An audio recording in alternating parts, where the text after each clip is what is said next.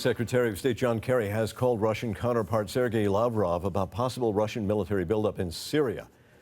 Joining me now is Lieutenant General Mark Hertling. He is from Orlando. And General, what are you hearing about this? Because clearly this is a serious escalation. Well, the intelligence community has been watching this very closely, Martin, and it certainly would be troubling. As you know, Secretary Kerry has been working for some time to try and get a diplomatic solution, and in fact has been enlisting Russian help in this.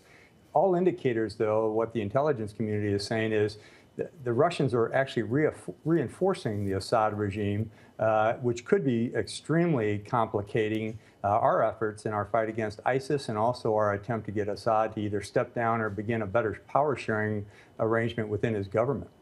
And the concern here is how far are the Russians willing to go? I mean, it's one thing to provide weapons and ammunition.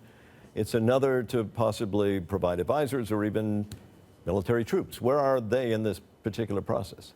Well, that's the unknown right now. And I think many of the intelligence analysts in Washington have determined that Assad is on his last legs. He's lost several fights recently. He's pulling into a defensive zone more and more around the capital.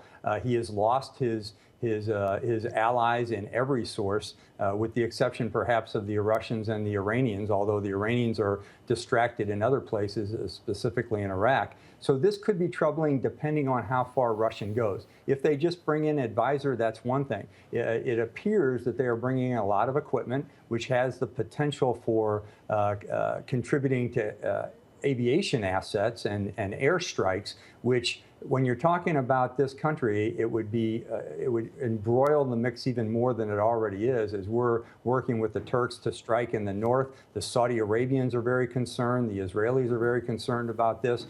But it all points to some of the meetings that the Russian hierarchy have had recently with not only Assad, but also with leaders out of Iran.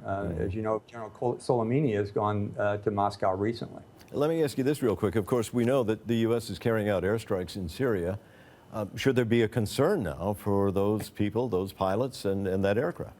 Well, certainly. There was always concern about the potential for engagements with Syrian aircraft. But imagine the scenario is if Russia begins, and this is looking way down the road, if Russia begins their own airstrikes in support of the Assad regime, then you have the potential airstrikes with coalition forces and Russian-supported Syrian forces. So that just brings a whole nother level of complexity to this entire situation. But in theory, though, both are trying to get rid of ISIS, and those that are, I guess in some ways we seem to be on the same page. Well, to a degree.